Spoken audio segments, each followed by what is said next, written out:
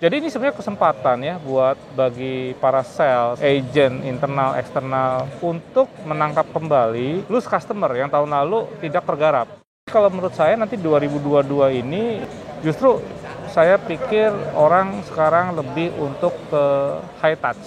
Jadi di-combine Pak, hybrid. One to one lagi ya? Iya, one to one. Karena bagaimanapun yang namanya properti itu adalah satu bisnis yang membutuhkan touch point. Bagaimana sekarang developer juga waspada juga, hati-hati. Tahun lalu euforianya begitu luar biasa ya, properti tumbuh. Tetapi mungkin tahun ini market daripada investment, ya jadi seperti pasar saham, pasar modal yang sekarang udah mulai naik ya, orang juga mungkin sekarang sudah mulai berani mengalokasikan asetnya ke saham, gitu ya. Nah itu juga mungkin menjadi salah satu pilihan. Harus perhatian.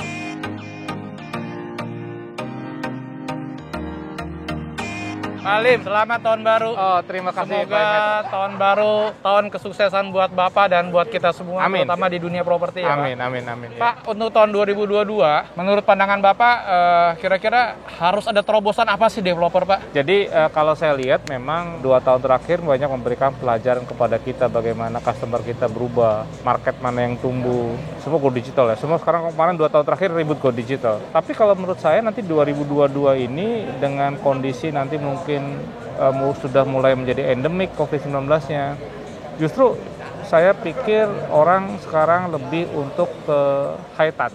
Jadi di-combine Pak, hybrid. One to one lagi ya? Iya, one to one. Karena bagaimanapun yang namanya properti itu adalah satu bisnis yang membutuhkan touch point.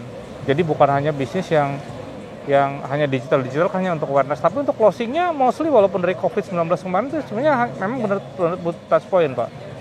Jadi ini sebenarnya kesempatan ya buat bagi para sales, agent, internal, eksternal untuk mencoba menangkap kembali atau memenangkan kembali loose customer yang tahun lalu tidak tergarap. Karena mungkin mereka wait and see dan mereka juga tidak terpapar digital. Karena memang mereka memerlukan touch point gitu ya. Terutama untuk customer prioritas yang memang duitnya banyak dan memang ini perlu trade khusus. Jadi saya rasa itu. Kemudian juga bagaimana sekarang developer juga waspada juga, hati-hati. Tahun lalu euforianya begitu luar biasa ya, properti tumbuh. Tetapi mungkin tahun ini market daripada investment, ya jadi seperti pasar saham, pasar modal yang sekarang udah mulai naik ya, orang juga mungkin sekarang sudah mulai berani mengalokasikan asetnya ke saham, gitu ya. Nah itu juga mungkin menjadi salah satu pilihan. Harus perhatian. Ya, jadi benar-benar ya harus menyiapkan produk dengan baik, value-nya ada, dan juga memang harus tetap memperhatikan market yang tumbuh. Jadi saya rasa ini prospeknya masih sangat bagus, dengan populasi yang tumbuh semakin besar, dengan adanya bonus demografi, nah itu yang harus disiapkan sih. Yang terakhir Pak, Bapak sekarang ini kan menjadi CEO di salah satu perusahaan TJS Group ya. Kira-kira Bapak punya rencana apa di tahun 2022? Iya, jadi gini, TJS Group ini kan sebenarnya bukan developer, tapi perusahaan ICT ya, Information Communication Technology. Tetapi mereka ini mempunyai beberapa perusahaan atau unit bisnis yang memang mempunyai land bank. Ownernya ingin mencoba mengembangkan land bank itu menjadi aset properti.